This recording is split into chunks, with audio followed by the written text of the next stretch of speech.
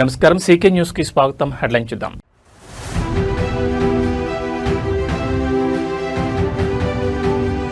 AP పర్యటనకు విచ్చేసిన ఉపరాష్ట్రపతి సిపి రాధాకృష్ణన్ దేశంలోని తొలి నాన్ జీఎంఓ పాప్కార్న్ విత్తనం ఆవిష్కరణ.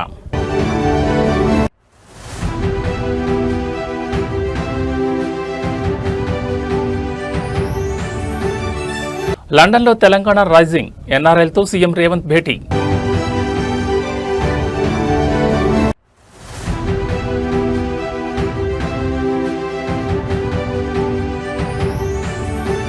పాలిటెక్నిక్ విద్యార్థుల ఆందోళనకు బీఆర్ఎస్ మద్దతు. జీవో 97 ఉపసంహరణకు డిమాండ్. ఇక డీటెయిల్స్ చూస్తే భారత ఉపరాష్ట్రపతి సిపి రాధాకృష్ణన్ ఆంధ్రప్రదేశ్ పర్యటనకు విచ్చేశారు. గన్నవరం వద్ద ఉన్న విజయవాడ అంతర్జాతీయ విమానాశ్రయం చేరుకున్న ఉపరాష్ట్రపతికి రాష్ట్ర గవర్నర్ ఎస్ అబ్దుల్ నజీర్, ప్రజాప్రతినిధులు మరియు ఉన్నతాధికారులు ఘనస్వాగతం పలికారు.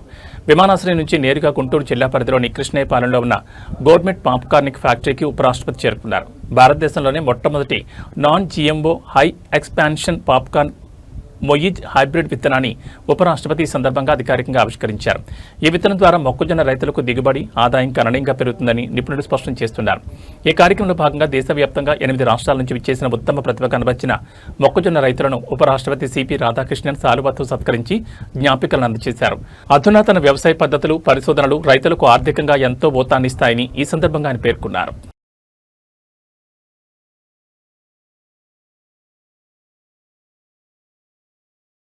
లండన్ వేదికగా తెలంగాణ రైజింగ్ పరంపర కొనసాగుతోంది. బ్రిటన్ పర్యటనలో ఉన్న తెలంగాణ ముఖ్యమంత్రి రేవంత్ రెడ్డి మరియు ఐటీ పరిశ్రమల శాఖ మంత్రి దుద్దెల శ్రీధర్ బాబు ఆదివారం లండన్లో ఏర్పాటు చేసిన ప్రత్యేక సమావేశంలో ఎన్ఆర్ఐ తెలుగు ప్రజలతో ముఖాముఖి మాట్లాడారు. రాష్ట్ర ప్రగతిలో ప్రవాస భారతీయులను భాగస్వాములను చేసే దిశగా ఈ భేటీ అత్యంత ప్రాధాన్యత సంతరించుకుంది. లండన్లో జరిగిన ఈ ఆత్మీయ సమావేశంలో సీఎం రేవంత్ రెడ్డి, మంత్రి శ్రీధర్ బాబులకు తెలుగు ప్రవాసులు ఘనంగా స్వాగతం పలికారు. ఈ సందర్భంగా మాట్లాడిన నాయకులు, విదేశాల్లో స్థిరపడిన తెలుగు వారంతా తెలంగాణ అభివృద్ధి సాధనకు, రాష్ట్ర బ్రాండ్ ఇమేజ్ను ప్రపంచవ్యాప్తంగా పెంచేందుకు బలమైన రాయబారులుగా మారాలని పిలుపునిచ్చారు. తెలంగాణలో పెట్టుబడులకు ఉన్న విస్తృత అవకాశాలను వివరించిన నాయకులు రాష్ట్రాన్ని గ్లోబల్ హబ్గా తీర్చిదిద్దేందుకు తమ ప్రభుత్వం చేపడుతున్న నూతన సంస్కరణలను వెల్లడించారు. ప్రవాసాంధ్రులతో పాటు తెలంగాణ ఎన్ఆర్ఐలు రాష్ట్రంలో పెట్టుబడులు పెట్టి బ్రాండ్ తెలంగాణను ప్రపంచ స్థాయికి తీసుకెళ్లాలని కోరారు.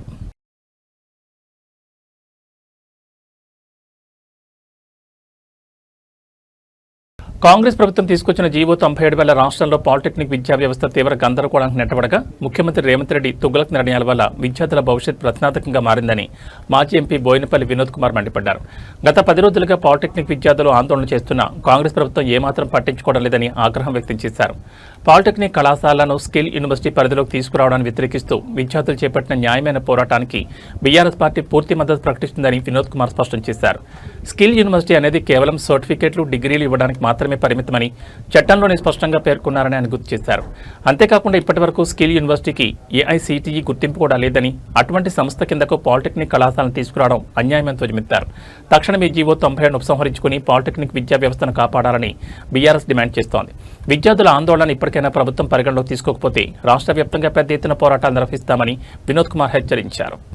గత 10 రోజుల నుండి తెలంగాణ రాష్ట్రంలో పాలిటెక్నిక్ స్టూడెంట్స్ వీళ్ళంతా కూడా స్ట్రైక్ చేస్తున్నారు. కారణం ఏందని తెలుసుకుంటే తెలంగాణ రాష్ట్ర ప్రభుత్వము 16th ఆగస్ట్ నాడు ఒక జీవో 97 ఇష్యూ చేసింది. దీంట్లో ఏం చెప్పారంటే ఇప్పుడున్నటువంటి పాలిటెక్నిక్ కాలేజెస్ అన్నీ కూడా ఒక కొత్త ఇన్స్టిట్యూషన్ ని ఏర్పాటు చేస్తున్నారు జియో ద్వారా. అది ఏంటంటే ప్రస్తుతం ఉన్నటువంటి labour, employment, training and factories department మొత్తాన్ని skill, human capital and knowledge training initiatives Shakti అనే పేరిట ఆ డిపార్ట్మెంట్ ని నామకరణం చేశారు.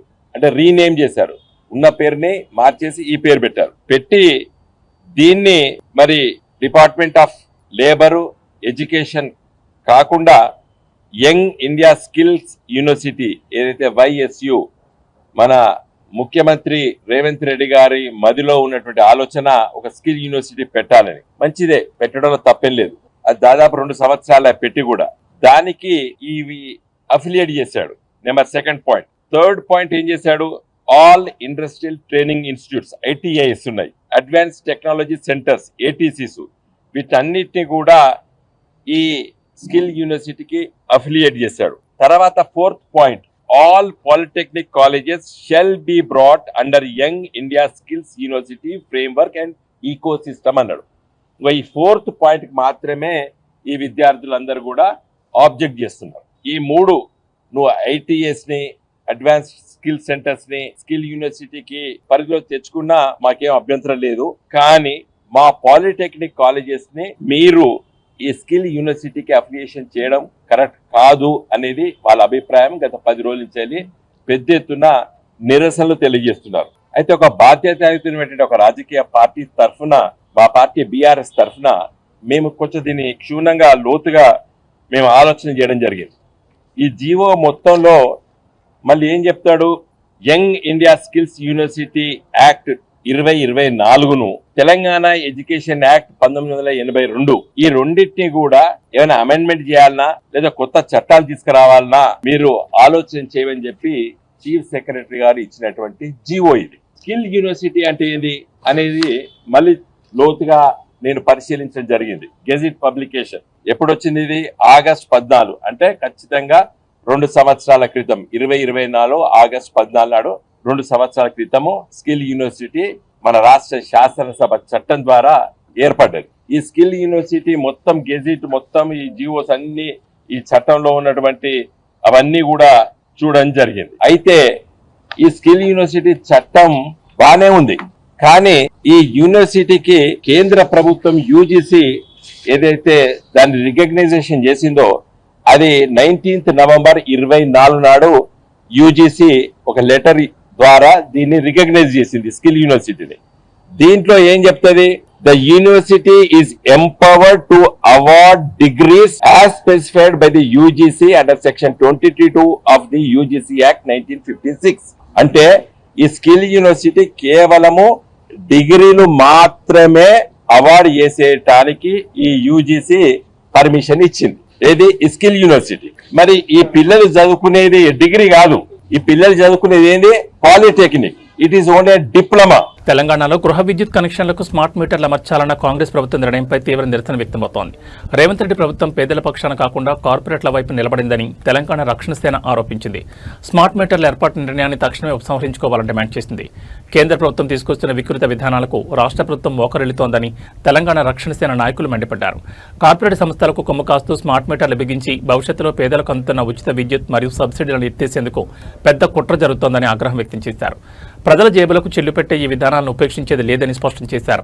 విద్యుత్ సంస్కరణల పేరిట సామాన్యులపై భారం మోపితే రాష్ట్ర వ్యాప్తంగా పెద్ద ఎత్తున ఆందోళన చేపడతామని తెలంగాణ రక్షణ సేన హెచ్చరించింది. పేద మధ్యతరగతి ప్రజల హక్కులను కాలరాసే స్మార్ట్ మీటర్ల ప్రతిపాదనను వెంటనే రద్దు చేయాలని విజ్ఞప్తి చేసింది. జై తెలంగాణ. అందరికీ నమస్కారం. తెలంగాణ రాష్ట్ర ప్రభుత్వం పేదల పక్షాన లేదు, పెద్దల పక్షానే ఉందని పదే పదే నిరూపించుకుంటా ఉంది. ఈ మధ్య గవర్నమెంట్ అంతా కూడా స్మార్ట్ మీటర్లు పెట్టబోతున్నాం అనేటటువంటి అంశాన్ని హైలైట్ చేసి చెప్పేటటువంటి ప్రయత్నం చేస్తుంది. మొన్ననే సిఎండి గారు కూడా ప్రకటన చేయడం జరిగింది, మేము త్వరలో స్మార్ట్ మీటర్స్ పెడతామని చెప్పి. అట్లనే నెక్లెస్ రోడ్లో కూడా ఒక ఎగ్జిబిషన్ పెట్టిండ్రు, ఎట్లా స్మార్ట్ మీటర్స్ బాగుంటాయి ఏంది అని. అంటే పబ్లిక్ని ఒక మైండ్ వాష్ చేసే ప్రయత్నం చేస్తున్నారు. ఈ సందర్భంగా తెలంగాణ ప్రజలకు నేను ఒక 2-3 విషయాలు చెప్పాలనుకుంటున్నాను. ఆల్రెడీ మన తెలంగాణ రాష్ట్రంలో ఉన్నవన్నీ కూడా స్మార్ట్ మీటర్సే. ఇప్పుడు ముందు లెక్క ఎవరు కూడా పోయి పెన్ను పేపర్ పట్టుకొని రీడింగ్ రాసుకునే అవసరం లేదు. ఒక చిన్న మెషిన్ ఉంటుంది, దాన్ని తీసుకొని మీటర్ దగ్గరికి పోగానే ఆటోమేటిక్గా రీడింగ్ వస్తుంది. స్మార్ట్ మీటరే ఇప్పుడు కూడా ఉన్నది. కానీ ఇప్పుడు వీళ్ళు ప్రపోజ్ చేసేటటువంటి కొత్త మీటర్ ఏంటంటే, ఏదైతే రైతులు ఢిల్లీ సింగ్ బార్డర్ దగ్గర ఉద్యమం చేస్తే నల్ల చట్టాలు తొలగించిండ్రో, ఆ నల్ల చట్టాల్లో భాగంగా అదానీ వాళ్ళ కంపెనీకి సంబంధించి మీటర్లు ఏవైతే వ్యవసాయానికి పెట్టాలనుకున్నారో, ఇప్పుడు కొత్తగా కేంద్ర ప్రభుత్వం ఒక కొత్త పథకం తీసుకొచ్చింది. దాన్ని రాష్ట్ర ప్రభుత్వం సంతకం పెట్టి ఒప్పుకొని ఇవాళ కొత్త స్మార్ట్ మీటర్లు పెట్టాలనుకుంటుంది. మరి కొత్త స్మార్ట్ మీటర్లు పెడితే నష్టమేంది అంటే, ఇవి మన సెల్ ఫోన్ ఎట్లయితే మనం మొదలే ఒక 1000 రూపాయలు, 500, 100 రూపాయలు పెట్టి ప్రీపెయిడ్ ఎట్లా చేసుకుంటామో అట్లా ప్రీపెయిడ్ స్మార్ట్ మీటర్లు పెట్టాలనుకుంటున్నారు. సరే, మొన్న మనందరం కూడా ఈఆర్సీలో గొడవ చేస్తే వ్యవసాయానికి పెట్టమని చెప్పిండ్రు. కానీ ఇప్పుడు మళ్ళీ మొత్తం పబ్లిక్కి పెట్టాలి, ప్రతి ఇంటికి కూడా స్మార్ట్ మీటర్ పెట్టాలి అనే ఒక ప్లాన్ చేస్తూ ఉన్నారు. దీనివల్ల నష్టమేంది? ఆల్రెడీ ఉత్తరప్రదేశ్లో ఈ ఎక్స్పెరిమెంట్ అయితే మొత్తం ప్రతి ఇంట్లోంచి మీటర్లు పీక్కొచ్చి ఎలక్ట్రిసిటీ ఆఫీసులలో మీటర్లు వేసి వెళ్ళిపోతున్నటువంటి పరిస్థితి ఉన్నది. మన దగ్గర కూడా క్రితం ప్రభుత్వంలో తెలంగాణలో గవర్నమెంట్ ఆఫీసుల్లో ఈ ప్రీపెయిడ్ స్మార్ట్ మీటర్ పెడితే సడన్గా అర్ధరాత్రి లేకపోతే ఏ టెలికాన్ఫరెన్స్ అవుతున్నప్పుడు కరెంట్ పోతుంది. ఎందుకంటే 100 రూపాయలకు మీరు ఛార్జ్ చేస్తే 100 రూపాయల యూనిట్స్ కాగానే ఆ కరెంట్ ఆగిపోవడం అనేది జరుగుతుంది. సో ఇమాజిన్ చేయండి ఒక్కసారి ఇవే మీటర్లు మన ఇళ్లల్లో పెడితే మరి గవర్నమెంట్ ఇస్తా అన్న ఫ్రీ సబ్సిడీ 200 యూనిట్ల పరిస్థితి ఏమవుతుంది? సెలూన్లకు ఇవ్వాల్సినటువంటి డబ్బులు ఇప్పటికే వీళ్ళు ఎగబెడుతున్నారు. ఒకవేళ సెలూన్లలో కూడా స్మార్ట్ మీటర్లు పెడితే మనం ఏ కటింగో గిటింగో వేసేటప్పుడు మధ్యలో కరెంట్ పోతుంది, ఉన్న బిజినెస్ కాస్త పోయే పరిస్థితి ఉంటుంది. అంటే అల్టిమేట్గా కాంగ్రెస్ ప్రభుత్వం, రేవంత్ రెడ్డి గారి ప్రభుత్వం కేంద్ర ప్రభుత్వం ముందు మోకరిల్లి వాళ్ళు తీసుకొస్తున్నటువంటి తలాతోకలేనటువంటి పథకాలను అదాని గారి బిజినెస్ని ఎంకరేజ్ చేయడానికి మాత్రమే వీళ్ళు ఇక్కడ స్మార్ట్ మీటర్లు పెడతామని చెప్తున్నారు. ఉన్న స్మార్ట్ మీటర్లను సరిగ్గా వాడుకొని ఉన్నటువంటి మొత్తం ఎలక్ట్రిసిటీ డిపార్ట్మెంట్ని ప్రాపర్గా వాడుకొని ఆర్టిజన్లను రెగ్యులరైజ్ చేసి కాంట్రాక్ట్ ఎంప్లాయీస్ని రెగ్యులరైజ్ చేసి ముందు 24 గంటలు కరెంటు మంచిగా ఇచ్చే ప్రయత్నం చేయండి. హైదరాబాద్ మహానగరంలోనే ఎప్పుడంటే అప్పుడు కరెంట్ పోయే పరిస్థితి ఉంది. ముందు దాన్ని సరి చేసుకోండి. ఆ తర్వాత కొత్త కొత్త పథకాలు ఆలోచించండి. ఎంతసేపు ప్రజల జేబులకు కత్తరేద్దామనేటటువంటి ఆలోచన తప్పితే ఈ కాంగ్రెస్ ప్రభుత్వానికి ప్రజలకు మంచి చేద్దామనే ఆలోచన కనబడతలేదు. కాబట్టి తెలంగాణ రక్షణ సేన నుండి మేము ఈ కొత్త స్మార్ట్ మీటర్లు పెట్టేటటువంటి పథకాన్ని తీవ్రంగా వ్యతిరేకిస్తున్నాం. దీనివల్ల మీరు ఇస్తున్నటువంటి ఎస్సీ ఎస్టీలకు అట్లనే సెలూన్లకు సబ్సిడీ ఎత్తేయాలనేటటువంటి ఆలోచన చేస్తున్నట్టుగా కనబడుతుంది. దీన్ని మేము జరగనివ్వము, దీన్ని మేము తీవ్రంగా వ్యతిరేకిస్తున్నాము. Thank you. జై తెలంగాణ. మేడ్చల్ జిల్లా బోడుపల్ పరిధిలోని 22A నిషేధ భూముల బాధితుల సమావేశంలో మాజీ మంత్రి ఎమ్మెల్యే హరీష్ రావు కాంగ్రెస్ ప్రభుత్వంపై తీవ్రస్థాయిలో విరుచుకుపడ్డారు. మంత్రి పొంగులేటి శ్రీనివాసరెడ్డి కేవలం సారీ చెప్పి తప్పు నుంచి తప్పించుకోవాలని చూడడం సరికాదని 2000 మంది బాధితులకు వెంటనే న్యాయం చేయాలని డిమాండ్ చేశారు. సమావేశంలో మాట్లాడిన హరీష్ రావు బాధితులను మీ సేవ, ఎంఆర్ఓ, ఆర్డీఓ మరియు కలెక్టర్ ఆఫీసుల చుట్టూ ఎందుకు తిప్పుతున్నారని ప్రభుత్వాన్ని నిలదీశారు.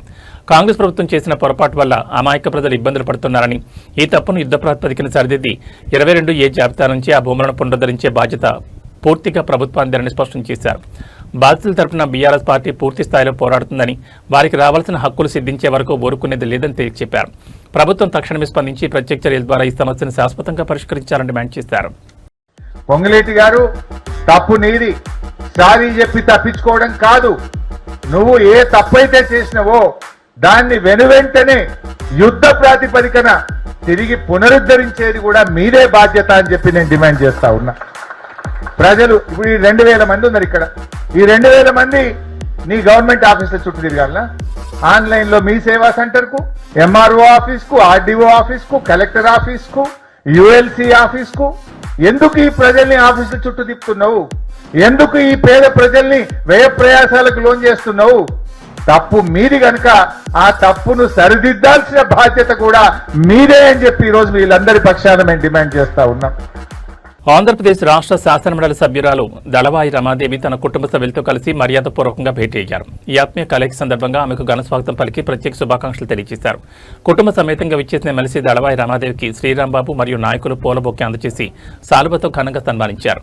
అనంతరం పలు ప్రాంతీయ అభివృద్ధి అంశాలు మరియు ప్రజా సంక్షేమంపై కొద్దిసేపు ఆత్మీయంగా చర్చించారు. ఎమ్మెల్సీగా బాధ్యతలు నిర్వర్తిస్తూ ప్రజలకు నిరంతరం అందుబాటులో ఉంటున్న దళవాయి రమాదేవి సేవలను ఈ సందర్భంగా అభినందించారు. కుటుంబ సభ్యులతో కలిసి వచ్చిన ఆమెకు ప్రత్యేక ధన్యవాదాలు తెలియజేయడంతో ఈ భేటీ అత్యంత ఆహ్లాదకరమైన వాతావరణంలో ముగిసింది. తిరుపతిలో బ్లేడ్ బ్యాచ్ అరాచకాలు తారాస్థాయికి చేరాయి. జీవకోన ప్రాంతంలో ఓ మైనర్ బాలికపై బ్లేడ్ బ్యాచ్ విచక్షణారహితంగా దాడికి పాల్పడింది. ఈ ఘటన స్థానికంగా తీవ్ర కలకలం రేపింది. జీవకోన అంబేద్కర్ విగ్రహం సమీపంలోని ఓ బేకరీ ఎదురుగా ఈ దుర్ఘటన చోటు చేసుకుంది. బాధితురాలిని జీవకోనకు చెందిన కోర్మారావు కుమార్తె సుప్రియగా గుర్తించారు. బాలికపై బ్లేడ్ బ్యాచ్ దాడి చేస్తుండగా గమనించిన స్థానికులు వెంటనే అప్రమత్తమై వారిని అడ్డుకున్నారు. తీవ్రంగా గాయపడిన బాలికను రక్షించి తక్షణ చికిత్స నిమిత్తం రుయా ఆసుపత్రికి తరలించారు. ఈ దుండగులు గతంలో కూడా ఇదే బాలికపై యాసిడ్ పోసి చంపేందుకు ప్రయత్నించారని స్థానికులు ఆరోపిస్తున్నారు. వరుసగా బాలికను టార్గెట్ చేస్తూ ప్రాణాంతక దాడికి పాల్పడుతున్న నిందితులపై కఠిన చర్యలు తీసుకోవాలని డిమాండ్ చేస్తున్నారు. సమాచారం అందుకున్న పోలీసులు ఆసుపత్రికి చేరుకుని బాధితుల పరిస్థితిని సమీక్షించడంతో పాటు నిందితుల కోసం గాలింపు చర్యలు చేపట్టారు.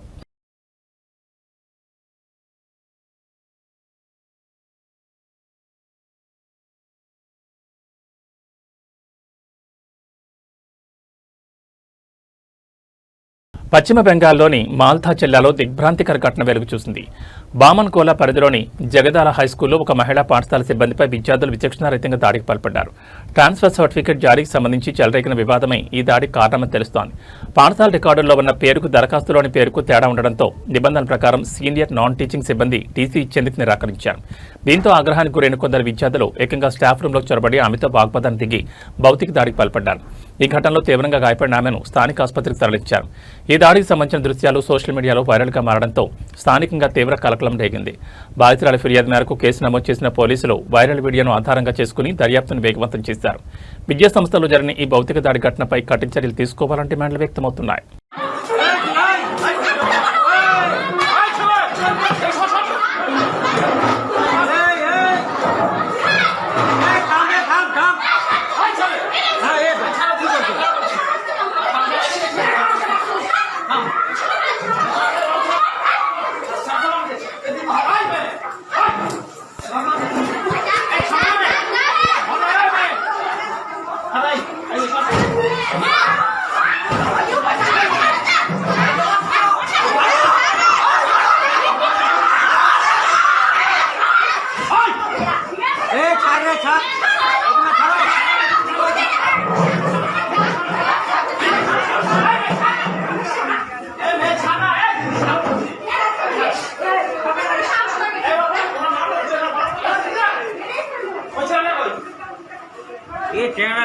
চেহারা পানা যদি এইভাবে কাজ করে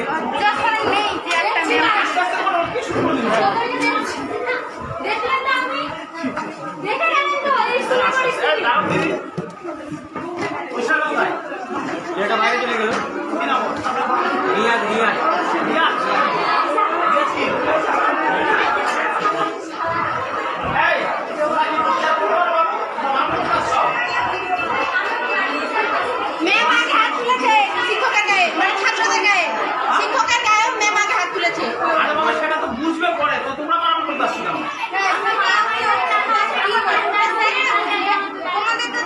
সেটা তো ঠিক আছে, পরে বলবে তো আছে।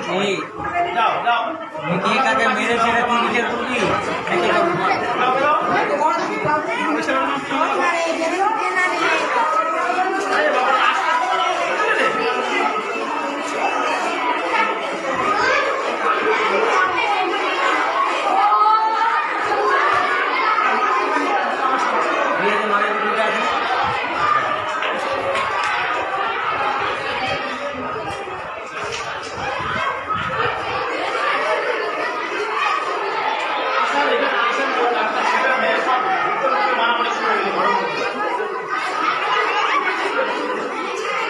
హైదరాబాద్ బులియన్ మార్కెట్లో పసిడి వెండి ధరలు మళ్లీ పైపెక్కెగబాగుతున్నాయి. కొనుగోలుదారులకు తీవ్ర షాక్ ఇస్తూ ఇవాళ కూడా బంగారం వెండి రేట్లు భారీగా పెరిగాయి. ప్రధానంగా 24 క్యారెట్ల 10 గ్రాముల పసిడి ధర ₹880 పెరిగి ₹163,970కు చేరుకుంది. ఇక 22 క్యారెట్ల 10 గ్రాముల బంగారం ధర కూడా 800 పెరగడంతో ₹150,300 వద్ద నమోదు కాగా, మరోవైపు వెండి ధర కూడా ఊహించని రీతిలో పెరిగింది. కేజీ వెండి రేటు ఒక్కరోజు ఏకంగా 5,000 ఎగబాకి 2,75,000కు చేరుకుంది.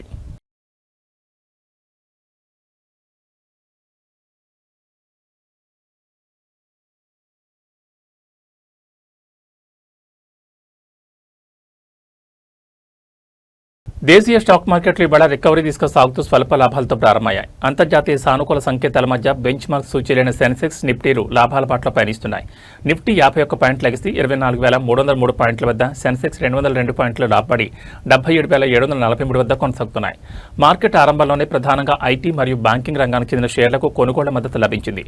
Infosys, Tata Steel, HDFC Bank, HCL Tech మరియు టీసీఎస్ షేర్లు మంచి లాభాలు ట్రేడ్ అవుతున్నాయి. మరోవైపు Power Grid, Bajaj Finance, Bharti Airtel వంటి దిగ్గజ సంస్థల షేర్లు అమ్మకాల ఒత్తిడి ఎదుర్కొంటూ నష్టాల్లో కొనసాగుతున్నాయి. మరోవైపు విదేశీ కరెన్సీ మార్కెట్లలో అమెరికన్ డాలర్తో పోలిస్తే భారత రూపాయి విలువ స్వల్పంగా బలపడింది.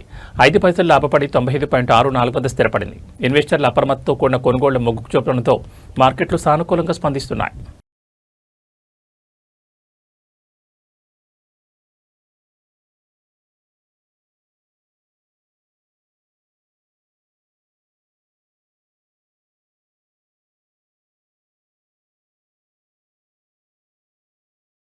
తెలుగు రాష్ట్రాల్లో వాతావరణం ఒక్కసారిగా మారిపోయింది. తెలంగాణ మరియు ఆంధ్రప్రదేశ్లోని పలు జిల్లాల్లో ఉదయం నుంచి ఈదురుగాలులతో కూడిన భారీ వర్షం కురుస్తోంది. హైదరాబాద్తో పాటు ఉమ్మడి వరంగల్, మెదక్, గుంటూరు, ఎన్టీఆర్ జిల్లాల్లో వర్షపు నీరు రహదారులపై చేరడంతో వాహనదారులు తీవ్ర ఇబ్బందులు ఎదుర్కొంటున్నారు. తెలంగాణ వ్యాప్తంగా వరంగల్, హనుమకొండ, జయశంకర్, భూపాలపల్లి, మెదక్, మహబూబాబాద్, జనగామ తదితర జిల్లాల్లో ఎడతెరిపి లేకుండా వర్షం పడుతోంది. రాజధాని హైదరాబాద్లోని ఐటీ కారిడార్, అమీర్పేట్, దిల్సుఖ్ నగర్, కూకట్పల్లి, సికింద్రాబాద్ వంటి ప్రధాన ప్రాంతాల్లో భారీ వర్షం నమోదు కాగా మరికొన్ని చోట్ల మబ్బులతో కూడిన చిరుజల్లులు కురుస్తున్నాయి. నగరంలో మురుగునీటి నిల్వలను తొలగించేందుకు జీహెచ్ఎంసీ బృందాలు రెస్క్యూ చర్యలు చేపట్టాయి. మరోవైపు ఆంధ్రప్రదేశ్లోని గుంటూరు, పల్నాడు, ఎన్టీఆర్ జిల్లాల్లోనూ ఉరుములు, మెరుపులతో కూడిన వర్షం పడుతోంది. రాబోయే 24 గంటల్లో మరిన్ని ప్రాంతాల్లో వర్షాలు పడే అవకాశం ఉందని వాతావరణ శాఖ హెచ్చరించింది. ప్రజలు అత్యవసరమైతే తప్ప బయటకు రావద్దని, విద్యుత్ స్తంభాలు, చెట్ల కింద నిలబడొద్దని అధికారులు సూచిస్తున్నారు.